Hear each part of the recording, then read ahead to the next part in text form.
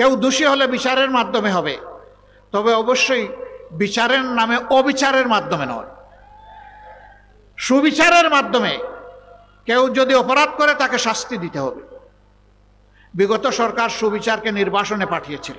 শুধু বাংলাদেশ জামাতে ইসলামী না, এদেশের দেশপ্রেমিক সকল সংগঠনকে প্রতিপক্ষ এবং দুশ্মন সাব্যস্ত করে সকলের প্রতি একই আচরণ করেছে। আলিম উলামাকে কষ্ট দিয়েছে, খুন করেছে, হাফিজদেরকে খুন করেছে, এতিমদেরকে খুন করেছে। তারপরে উপহাস করে বলেছে শাপলা চত্বরে মানুষ মারা যায়নি, রক্ত সেখানে ঝরেনি, হেফাজতের নেতারা সেখানে লাল রং ছিটিয়ে দিয়েছিল। কত নিম্নমানের রুচি হলে মানুষ খুন করার পর এইরকম কুরুচিপূর্ণ কথা শাসক গোষ্ঠীর পক্ষ থেকে বলতে পারে? সম্মানিত ভাই ও বোনেরা, আপনারা শান্তিতে নিজের ঘর বাড়িতে থাকতে পারেন নাই, পেশাগত দায়িত্ব পালন করতে পারেন নাই, ছোটখাটো ব্যবসা করতে পারেন নাই, স্বস্তিতে সমাজে চলাফেরা করতে পারেন নাই। আমরা কি আফ্রিকার জঙ্গল থেকে এসেছিলাম? আল্লাহ তাআলা এই দেশের মাটিতে আমাদেরকে জন্ম দিয়েছিলেন। কেন এই অবস্থা কেন হয়েছিল? তাদের এই অবস্থা কেন হয়েছিল আমি আগেই জবাব দিয়েছি।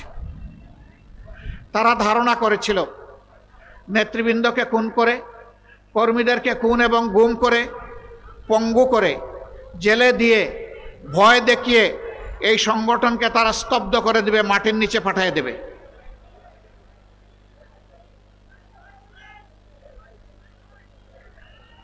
মাইকে বোধহয় সমস্যা হচ্ছে, একটু খেয়াল করুন। হ্যাঁ, ঠিক হয়ে গেছে আলহামদুলিল্লাহ। যাদের একটু কম শুনবেন তারা একটু ধৈর্য ধরে একটু অপেক্ষা করেন। সম্মানিত ভাইয়েরা, এরকম একটি তাণ্ডব জাতির উপর দিয়ে তারা চালিয়েছিলেন। তারা বলতেন গণতন্ত্রের দরকার নাই, উন্নয়ন হলেই চলবে। উন্নয়ন করতে গিয়ে তারা কি করেছেন? তারা রডের বদলে বাঁশ উপহার দিয়েছে, সিমেন্টের সাথে ছাই মিশিয়ে দিয়েছেন। বাংলাদেশ থেকে লক্ষ কোটি টাকা, 26 লক্ষ কোটি টাকা চুরি করে বিদেশে পাচার করেছে। অন্যায় যখনই করেছেন, অন্যায়ের প্রতিবাদ আমরা তখনই করেছি। আমাদেরকে একটা মিটিং মিছিল করার সুযোগ দেওয়া হয়নি, কিন্তু তাই বলে আমরা বসে থাকিনি। যখনই দেশ এবং জনগণের বিপক্ষে সরকার অবস্থান নিয়েছে, আমাদের সর্বোচ্চ সামর্থ্য অনুযায়ী আমরা রাস্তায় নেমে পড়েছি। আমরা যখনই একটা মিছিল করতাম, আমরা বুঝতাম আজকে আমাদের কয়েকটা লোক খুন হতে পারে, এখান থেকে ধরে নিয়ে গুম করে ফেলতে পারে, গুলি করে পঙ্গু বানায় ফেলতে পারে, মামলা দিয়ে জেলে নিতে পারে। তারপরেও শুধু আল্লাহকে পরোয়া করে, এগুলাকে আমরা পরোয়া করি নাই। আমরা বাংলাদেশের মানুষের সাথে ছিলাম। যেখানে এই খরা দুর্ভিক্ষ, যেখানে এই বন্যার থাবা, যেখানে এই বিভিন্ন ধরনের প্রাকৃতিক বিপর্যয় এসেছে, একটা মজলুম সংগঠন হয়েও সবার আগে মানবিক দায়িত্ব পালনের জন্য আমরা আমাদের ভাই বোনদের কাছে পৌঁছে গেছি। আমরা চেষ্টা করেছি পুরা 15.5 বৎসর জুড়ে, আমরা এইভাবেই তিলে তিলে চেষ্টা করেছি। ওরা ওগুলোও সহ্য করতে পারে নাই, বিভিন্ন জায়গায় আমাদেরকে হুমকি ধমকি দিয়েছে। বন্যায় দেশ ভাসছে, নিজেরা কিছু করে না, মানুষ জনগণের কাছে যাবে একটু সহানুভূতি ভালোবাসা নিয়ে, সেইটাও সহ্য করে না। আমি আপনাদের এই পাশের জেলা কুড়িগ্রামের রৌমারীতে গেলাম, বন্যায় সেখানে কিছু কাজ করার জন্যে। দেখি যে আমার পাশে নেতৃবৃন্দ কি জানি টেলিফোনে শুধু কুসকাস করে। আমি বুঝলাম সামথিং রং। পাশে এনে জিজ্ঞেস করে জানলাম যে থানা থেকে তাদের উপর প্রেশার ক্রিয়েট করা হচ্ছে। কে এসেছেন, কি করছেন, কোথায় যাবেন? আমি তাদেরকে বললাম সব জানিয়ে দিন। জনগণের পাশে দাঁড়ানোর কারণে যদি এখান থেকে আমাকে গ্রেফতার করে, শতবার গ্রেফতার করব, আমি এটা পরোয়া করি না। মানুষ দেখুক, ওরা কিছু করে না, আমরা কিছু করতে গেলে আমাদেরকে করতেও দেয় না। সম্মানিত ভাইয়েরা, এই ধরনের আচরণ পুরাটা সময় জুড়েই আমাদের সাথে করেছে। আমরা তাই বলে কি দমে যাব? আমরা আক্রান্ত আহত হয়ে আমরা আদালতে বিচার পাইনি। এখানে একজন ভাই বলে গেলেন, এই এলাকারই একজন বিচারক, তিনি বলেছিলেন তিনি নাকি শপথবদ্ধ রাজনীতিবিদ। আমি বলি ভুল বলেছেন, আপনি শপথ ভঙ্গ রাজনীতিবিদ। আপনি যখন বিচারকের শপথ নেন, সেই শপথে লেখা ছিল কোন রাগ অনুরাগের বশবর্তী হয়ে আপনি কোনো রায় দেবেন না। অথচ আপনি একটি রাজনৈতিক দলের পক্ষ নিয়েছিলেন, আপনি ছিলেন পক্ষপাত দুষ্ট, অতএব আপনি করেছেন আপনার শপথ ভঙ্গ। এই শপথ ভঙ্গের কারণেই তার বিরুদ্ধে ফৌজদারি মামলা হতে পারে।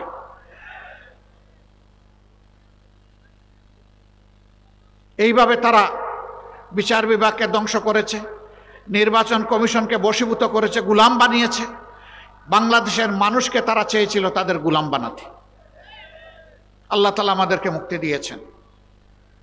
অতীতে যারা আমাদের বিরুদ্ধে ষড়যন্ত্র করে আঘাত দিয়ে কষ্ট দিয়ে মনে করেছিলেন এই দেশ থেকে নিশ্চিহ্ন করে দেবেন, আমি মহান আল্লাহর পর ভরসা করে তাদেরকে জানাতে চাই, যত ষড়যন্ত্র করবেন, যত আঘাত দিবেন, আল্লাহ তাআলা এই সংগঠনকে তত বেশি আগিয়ে দিবেন। কারণ আমরা মানবতার জন্য কাজ করি। আমাদের একটা মানবিক হৃদয় আছে, হার্ট আছে। এখানে একজন হিন্দু ধর্মের সম্মানিত নেতা ভাই, একটা কলেজের তিনি অধ্যক্ষ ছিলেন, তিনি বলেছেন এমন একটা বাংলাদেশে আমরা বসবাস করতে চাই যেই বাংলাদেশে আমাদেরকে আর আতঙ্কে থাকতে হবে না। আমি তাদেরকে বলি, কারা আতঙ্কমুক্ত বাংলাদেশ দিতে পারবে সেই দলটাকে খুঁজে বের করুন। যারা এই 54 বছর আপনাদের জমিজমা অবৈধভাবে দখল করে নাই, আপনাদের সম্পদ লুণ্ঠন করে নাই, আপনাদের ইজ্জতের উপরে হাত দেয় নাই, সেই দলকে ইনশাআল্লাহ আপনারা খুঁজে পাবেন। একটু বিবেক দিয়ে, বিবেকের চক্ষু দিয়ে দেখলেই পেয়ে যাবেন। আমি খুব দূরে যাব না, এখন তাকে মাত্র 6 মাস পিছনে যাব। 5 আগস্ট এই দেশে একটা যুগান্তকারী পরিবর্তন হয়েছে। কেউ বলছে গণবিপ্লব, কেউ বলছে গণ অভ্যুত্থান, যে যেভাবেই বলুক, আমরা প্রথম দিন থেকে সচেতন ছিলাম একটা কুচক্রী মহল, বরাবর যাদের খাসলত খারাপ, তারাই আবার সমাজে একটা বিশৃঙ্খলা সৃষ্টি করতে পারে। এই জন্য আমরা আমাদের প্রিয় সহকর্মী এবং দেশবাসীদেরকে আহ্বান জানিয়েছিলাম, অনুরোধ করেছিলাম, মেহরবানি করে ধৈর্য ধরুন, শান্ত থাকুন, শৃঙ্খলা প্রতিষ্ঠায় সহযোগিতা করুন। এর আগে ওবায়দুল কাদের সাহেব কয়েকবার বলেছেন, আওয়ামী লীগ ক্ষমতা থেকে বিদায় নিলে তাদের রাজনৈতিক প্রতিপক্ষের হাতে 2 দিনের ভিতরেই, ক্ষমতা থেকে পালানোর বা বিদায় নেওয়ার 2 দিনের ভিতরে তাদের 5 লক্ষ নেতাকর্মীকে খুন করা হবে। তাদের 5 লক্ষ নেতাকর্মী খুন হয়েছে? 550 5 জন। কেন হয় না? এই কারণে তাদের হাত মানুষের রক্তে লাল থাকতে পারে, তাদের চোখ খুনের নেশায় সব সময় মাতাল হতে পারে, কিন্তু বাংলাদেশের জনগণ তাদের মতো নয়। এদেশের জনগণ তাদের দেশকে ভালোবাসে, তাদের মাটিকে ভালোবাসে, এই জন্য দায়িত্বশীলতার পরিচয় দিয়েছে। এরপরে মাঝে মধ্যে 2-1টা খুনের ঘটনা ঘটেছে, আমরা ওগুলা নিন্দা করেছি, বিচার দাবি করেছি। আমরা চাই না বিনা বিচারে যে দল ধর্মের মানুষ হোক, একজন মানুষকে খুন করা হোক।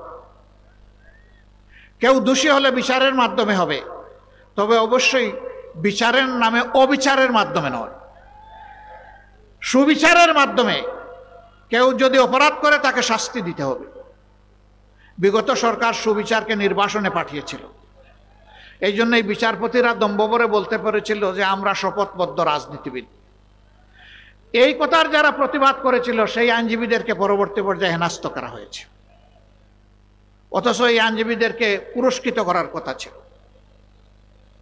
সম্মানিত ভাই ও বোনেরা, এরা বরাবর বলে আসছে সাম্প্রদায়িক বাংলাদেশ নয়, অসাম্প্রদায়িক বাংলাদেশ গড়তে চায়। যারা অসাম্প্রদায়িক বাংলাদেশ গড়বে, তারা কেন বিভিন্ন সম্প্রদায়ের মানুষের জায়গা জমি দখল করে? এরা কেন লুণ্ঠন করে? এরা কেন ইজ্জতের উপরে হাত দেয়? এরা কেন আমাদের এই সমস্ত ভাই বোনদেরকে তাদের ভিটামাটি থেকে উচ্ছেদ করে? এরা অসাম্প্রদায়িক বাংলাদেশের প্রবক্তা নয়, বরঞ্চ এরাই হচ্ছে বাংলাদেশের স্বীকৃত ডাকাত।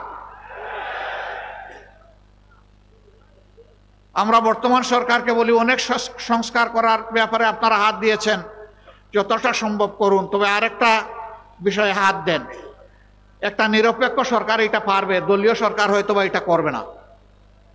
গত 54 বছরে বাংলাদেশে বিভিন্ন ধর্মের মানুষ যাদের হাতে নির্যাতিত হয়েছে, যাদের উপর জুলুম করা হয়েছে, সেটা খুন, ধর্ষণ, লুট, দখল যাই হোক, চাঁদাবাজি হোক, এদের নামের কালো তালিকা প্রকাশ করে দেন। এরা কারা? জনগণ এদেরকে চিনে নেব। কোনো জায়গায় কোনো কিছু ঘটলেই সাথে সাথে জামাতে ইসলামীকে দোষ দেয়, এটা এদের বদ হাসলত। এরা জাগরণেও জামাতকে ভয় পায়, এরা গুমের মধ্যেও জামাতকে ভয় পায়, জামাতের নীতি আদর্শকে ভয় পায়। এই ভয়ের জায়গা থেকে তারা ঘায়েল করতে চায় আমাদেরকে। কিভাবে ঘায়েল করতে চায়? নিজেরা অপকর্ম করে তার দায় আমাদের উপরে চাপায়। বলবেন যে প্রমাণ কি? মাত্র 2টা প্রমাণ দেয় উত্তরবঙ্গ থেকে, বেশি দেওয়ার দরকার নাই।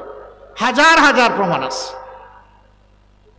রংপুরের মৎস্যপল্লী, পীরগঞ্জ, যেখানে মিয়া আব্দুল ওয়াজেদ সাহেবের বাড়ি, সেই জায়গায় আমাদের হিন্দু ধর্মাবলম্বী ভাই বোনদের একটা পল্লী ছিল। সেই পল্লীতে গিয়ে প্রথমে গরু চুরি করলো, তারপরে সম্পদ লুণ্ঠন করলো, তারপরে তাদের ঘরগুলাতে আগুন জ্বালিয়ে দিল। সাথে সাথে কোনো বাস বিচার না করেই ক্ষমতার সর্বোচ্চ পর্যায় থেকে বলে দেওয়া হলো এটা জামাত শিবিরের লোকেরা করেছে। কোনো তদন্ত নাই, তদন্ত ছাড়াই বলে দিল। যুক্তি দিল পাশে মিঠাপুকুর উপজেলা, ওটা জামাতের ঘাঁটি, ওরা এসে এখানে এটা করেছে। কি চমৎকার যুক্তি! মাত্র 3 দিনের মাথায় সাহস করে সেই পল্লীর মজলুম ভাই বোনেরা বলে দিল জামাত শিবির এখানে আসেও নাই, এগুলা করেও নাই, যুবলীগের অমুক নেতার নেতৃত্বেই অপকর্ম হয়েছে। এই মামলা চলে গেল সাইবেরিয়ার হিমাগারে। এটার এখন আর কোনো খবর নাই, যেহেতু নেতা যুবলীগের।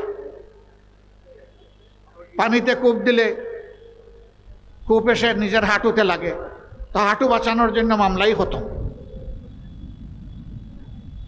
তারপরে আপনারা দেখেছেন গাইবান্ধার সুন্দরগঞ্জের এমপি ছিলেন, বুটে হোক অথবা বিনা বুটে হোক, লিটন সাহেব। তাকে কে বা কাহারা তার বাড়ির পাশে শুট করে তাকে খুন করেছে। সাথে সাথেই তৎকালীন প্রধানমন্ত্রী বলে দিলেন সংসদে দাঁড়িয়ে এই কাজ করেছে জামাত শিবির। যুক্তি হলো এই লিটন সাহেবের নেতৃত্বে সন্ত্রাসের মাধ্যমে জামাতে ইসলামীর তৎকালীন আমির অধ্যাপক গুলাম আজম সাহেবকে তারা গাইবান্ধাতে জনসভা করতে বাধা দিয়েছিল। এর প্রতিশোধ এতদিন পরে জামাত শিবির নিয়েছে। এই অভিযোগে আমাদের বেশ কিছু নেতাকর্মীকে জেলে নেওয়া হলো, রিমান্ডে নেওয়া হলো, শারীরিক, আর্থিক, মানসিক নির্যাতন করা হলো। দিন শেষে পুরা তদন্তে বের হয়ে আসলো না জামাত শিবিরের কোনো সম্পর্ক এটার সাথে ছিল না, বরঞ্চ তাদেরই ক্ষমতার পার্টনার, যিনি ওই আসনের সাবেক এমপি ছিলেন, একজন অবসরপ্রাপ্ত সামরিক অফিসার, তিনি তার পিস্তল দিয়ে গুলি করে তার রাস্তা পরিষ্কার করেছেন।